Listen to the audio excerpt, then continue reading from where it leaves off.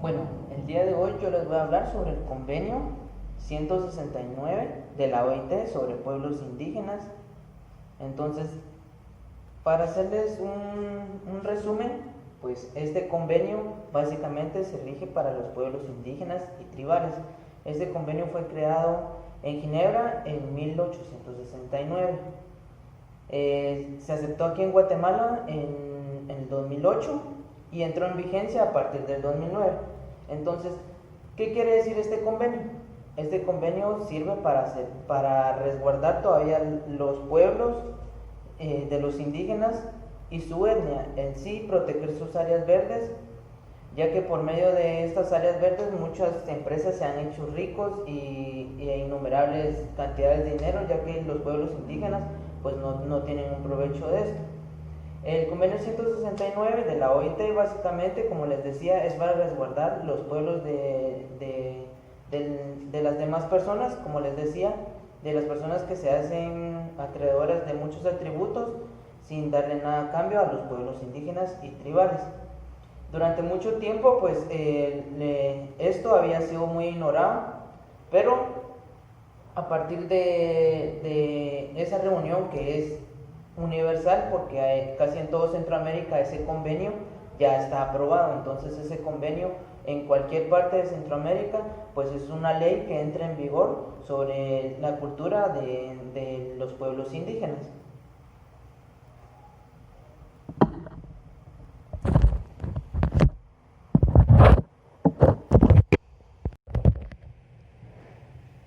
Bueno, como les decía, este convenio básicamente se hizo para resguardar los pueblos indígenas, pero también se hizo a que todos tenemos derecho a la educación. Entonces, por parte del gobierno y como ustedes saben, en nuestro país los que rigen y aprueban las leyes pues es el Congreso de la República. Entonces ellos tienen la responsabilidad de velar por la educación, por el derecho a la igualdad en los pueblos indígenas. Este convenio de la OIT básicamente es para los pueblos indígenas sobre sus tierras, también sobre el derecho a la vida, derecho a la tierra, y como mucho tiempo ha sido el país así, pues ahora los pueblos indígenas también tienen su voto. Ellos también pueden criticar y también pueden hablar sobre convenios y poder hacer tratos en los que donde estén involucrados ellos con el gobierno. Por eso les decía, este convenio pues se hace para resguardar a los pueblos indígenas que desde hace tiempo estaban olvidados. Entonces ahora el Congreso de la República y el Presidente de la República pues ellos tienen un deber de velar pues no solo por los derechos sino también por muchas igualdades que han ido evolucionando. Es decir, de que antes pues se discriminaban mucho a los pueblos indígenas y pues no tenían como que la atención que se necesita, y pues ahora de una manera muy resguardada pues se ha ido dando la importancia, ya que como ustedes saben todos somos iguales eh, delante de los ojos de cualquier persona. Mucho tiempo atrás pues no se le daba importancia a los pueblos indígenas y a las regiones tribales, y muchas de las personas se apoderaban de sus regiones sin saber de que ellos también pues tienen un voto a favor, ya que eso les pertenece. Como les decía, básicamente el convenio OIT es para resguardar a todas las personas indígenas y de sus hábitats donde están. Obviamente no destruir sus bosques ni sus culturas y tampoco discriminarlos por su vestimenta. Algo muy importante es también en la educación, que todos tenemos derecho a la educación, a la vida, al trabajo y a los servicios públicos. Como les decía, esto es el convenio 169 de la OIT, y pues espero les haya gustado un poco sobre esto. Bueno, ahora vamos a hablar un poco sobre la Constitución de la República de Guatemala. Entonces, en palabras más resumidas, pues son el conjunto de leyes que rigen al país. Estas, como ustedes ya saben, están conformadas por el Congreso de la República, que es donde se aprueban todas las leyes que se deberán cumplir en el país.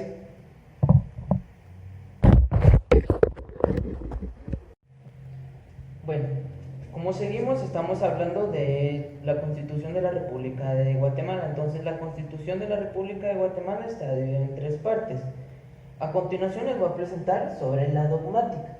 Esta se encuentra en el artículo, a partir del artículo 1 hasta el 139, donde se destaca que dice que todos tenemos derecho a la libre expresión y locomoción, protección a la vivienda y también, algo muy importante, el derecho a la vida.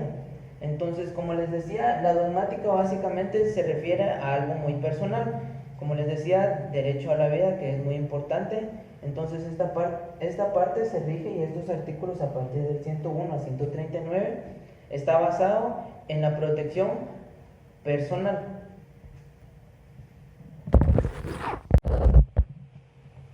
Bueno, seguimos en la parte dogmática. Entonces, en la parte dogmática también, en la parte social, está establecido que ellos tienen que hacer la protección sobre derecho a la familia, que todos tenemos derecho a la salud, derecho a la educación, al deporte, derecho a la vivienda y derecho a la recreación. Como les decía, esta parte está regida especialmente hacia los intereses personales y el derecho a la vida.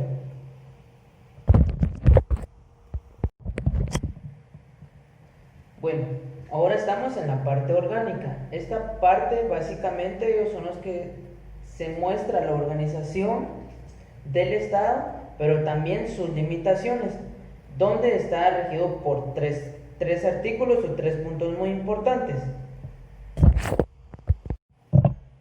Bueno, como les decía, seguimos en la parte orgánica. Entonces, esta está regida pues a la organización que tiene el Estado y de cuáles son las limitaciones sobre su poder. Como les decía, hay tres puntos muy importantes. Está el Estado, el poder político, la estructura de organización del Estado. Entonces, ¿qué quiere decir eso? Que esto básicamente se va a regir en lo que es el Estado, o sea, el país. Y el poder político es de que, así como hay leyes, también hay leyes que se tienen que respetar, aún estando en un gabinete presidencial o teniendo un puesto donde se requiere de mucha importancia o se quiere de mucha responsabilidad a la hora donde se tenga que velar pues por la vida de los habitantes del país. Y la estructura de organización del Estado, pues como les decía, todo tiene que ser algo. Bueno, ahora vamos a hablar de la parte pragmática. Esta también pues se basa en tres puntos muy importantes. Cada punto pues está regido por diferentes derechos o diferentes artículos donde se tienen que cumplir pues estas como obligaciones. Una de las primeras está en las garantías constitucionales.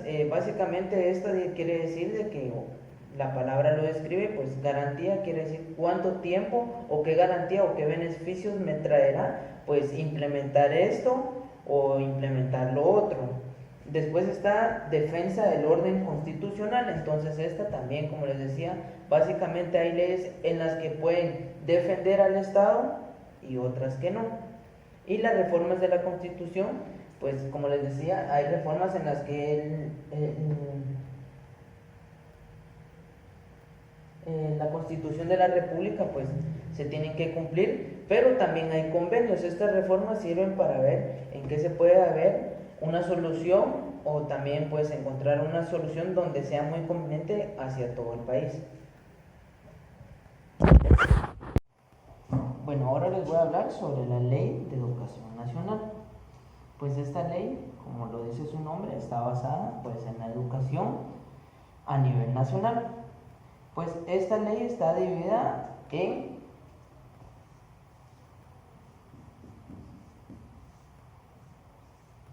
en 13 títulos, y estos 13 títulos tienen 108 artículos.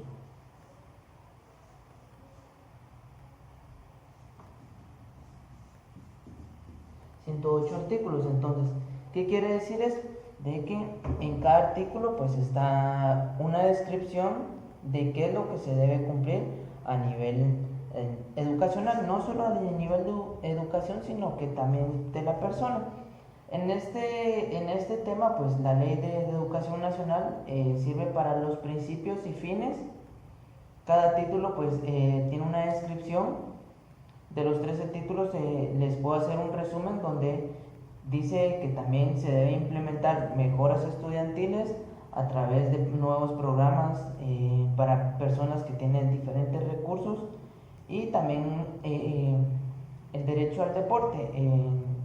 Como ustedes saben, una ley que tenemos pues es la de derecho a la educación y básicamente esta ley con todos esos 13 títulos está dirigida hacia esto. Durante mucho tiempo pues no se le había dado tanta importancia, pero ahora sí, ahora algo muy importante es también el deporte. Tiene derecho al deporte y obviamente pues como lo dice su nombre, ley de educación nacional que sirve para hacer mejoras e implementar cambios para el desarrollo del país. Eso es básicamente pues la ley de servicio estudiantil.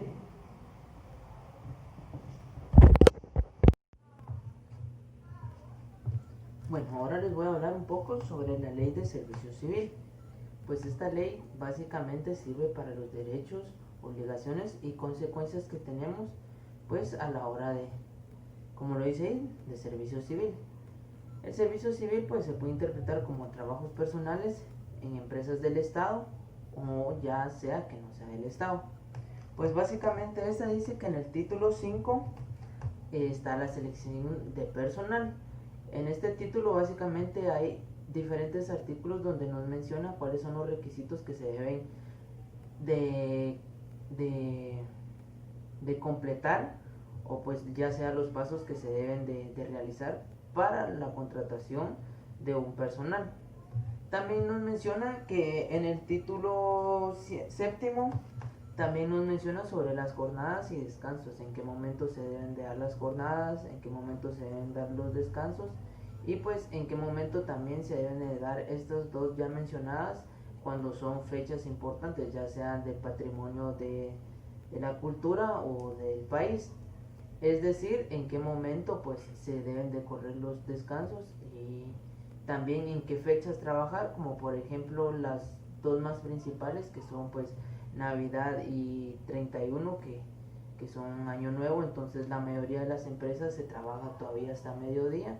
Entonces esto básicamente, este título, eso es lo que dice, de las diferentes empresas, ya sean del Estado o ya sean privadas, pues ahí se menciona cuáles son los requisitos y en qué momento se deben de implementar las leyes ya dichas.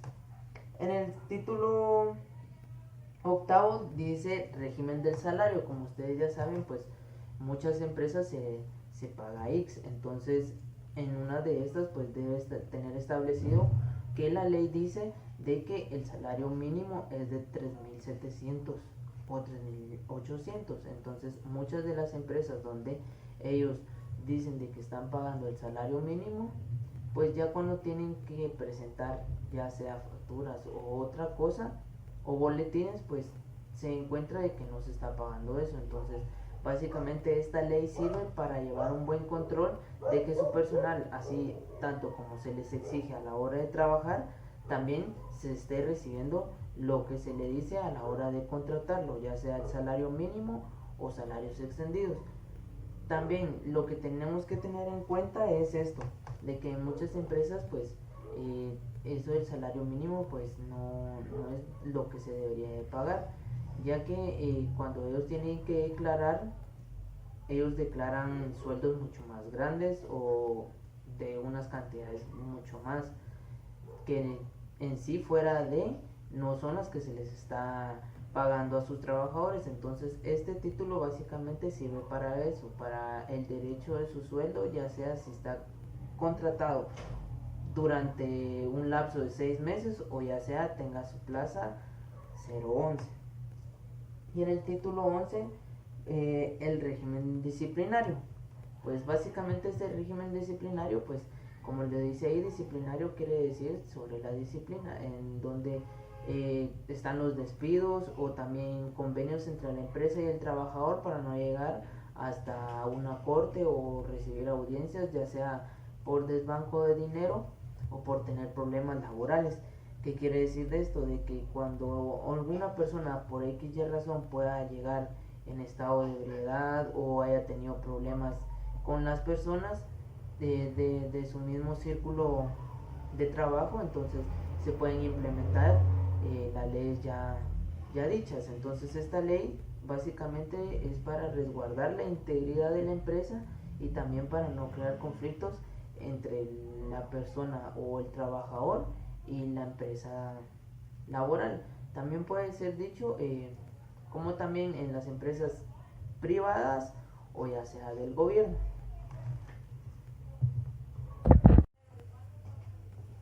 Bueno, ahora vamos a hablar sobre el decreto 1485.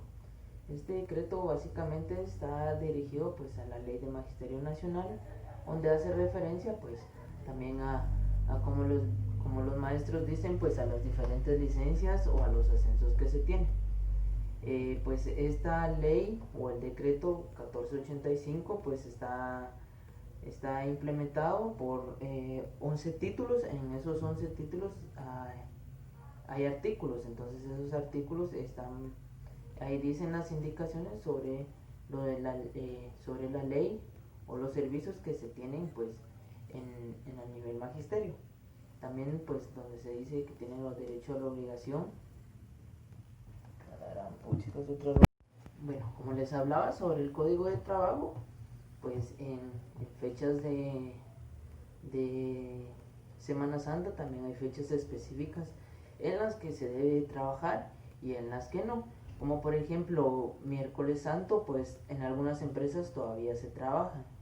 En otras pues solo dan jueves, viernes, sábado santo y domingo de gloria. Ya el lunes pues se tiene que regresar a labores. También el código de trabajo nos menciona sobre los diferentes tipos de salarios, ascensos y, como les decía, los descansos y obligaciones ya anteriormente.